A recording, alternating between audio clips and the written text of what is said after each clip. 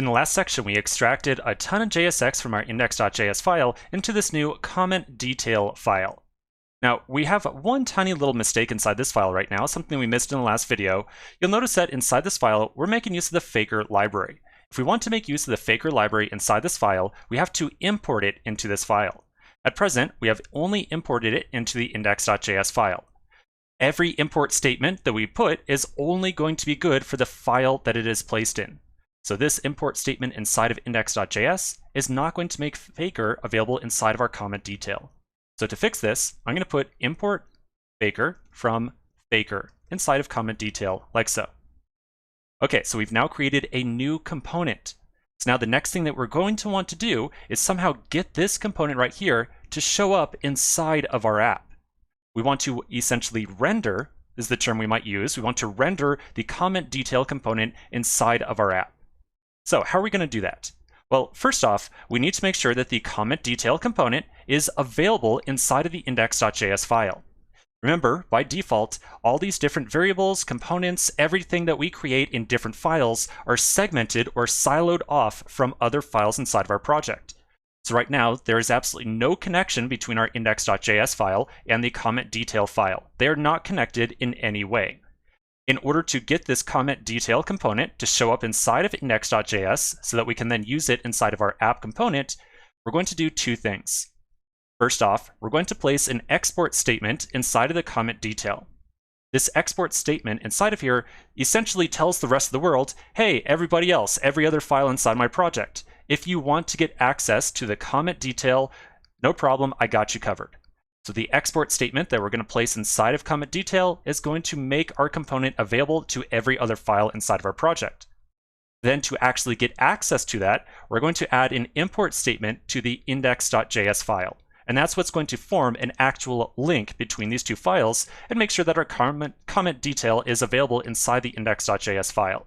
So you can kind of imagine that we're going to kind of hook these two things up like so. Once we get that component inside of our index.js file, we can then render it or show it inside of our app through that technique that we refer to as component nesting. All right, so let's get to it. I'm going to first start off inside of my comment detail file.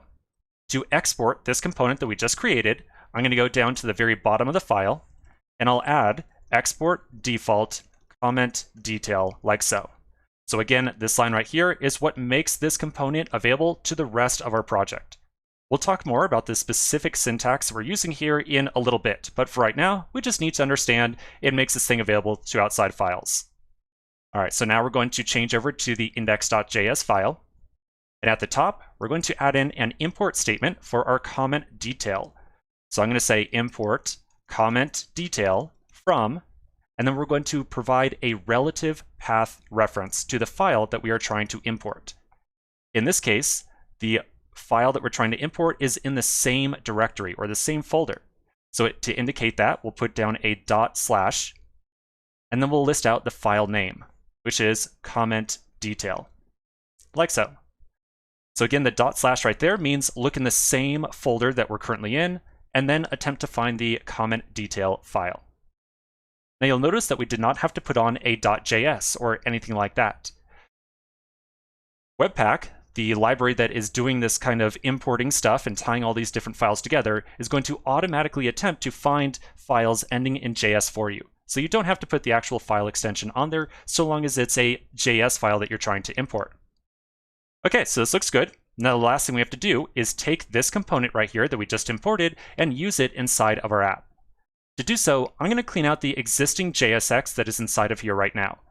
I'm going to leave the outside div with the class name of UI container comments, but those two duplicate comments that we put inside of here, I'm just going to delete those because we're going to eventually completely replace them. So I'm going to highlight everything from div class name comment all the way down to the second to last div right here. And then I'll delete it like so. So now we're just left with one div with that class name, and we've got the closing div over there as well. So now the last thing we need to do is tell our app component that it should show the comment detail component. To do so, I'm going to treat the comment detail as though it were a JSX tag. So inside of here, I'm going to put comment detail like so. Now, you might have thought that to show that component, you might have been thinking that we would use those curly braces and say something like comment detail. Remember, we just spoke about JSX, and we had said that if we want to refer to JavaScript variables, we're going to use those curly braces, like so. Components are the one exception to that rule. If we want to show one component inside of another, we're going to treat it as though it were a JSX tag instead.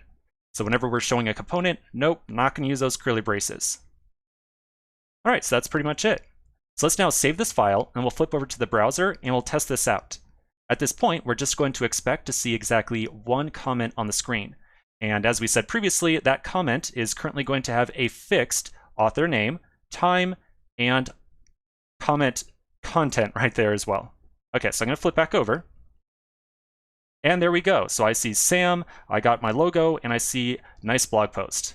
And of course, I could zoom in and see a little bit more closely. Okay, so that's pretty much it. That is how we show one component inside of another. Now, there's no limit to the number of components that we show inside of another. If we wanted to, we could copy this comment detail here a couple times down like so, and then save the file again, flip back over to the browser, and now we'll see that we have an equal number of new comment components showing up on the screen. All right, so this looks good. So now the only issue here is that we have this very repetitive author name, time, and blog content as well. So let's take a quick pause right here. When we come back to the next section, we're going to talk about how we use that prop system that I had mentioned in the last video to configure these comment details when they are created. So quick pause, and I'll see you in just a minute.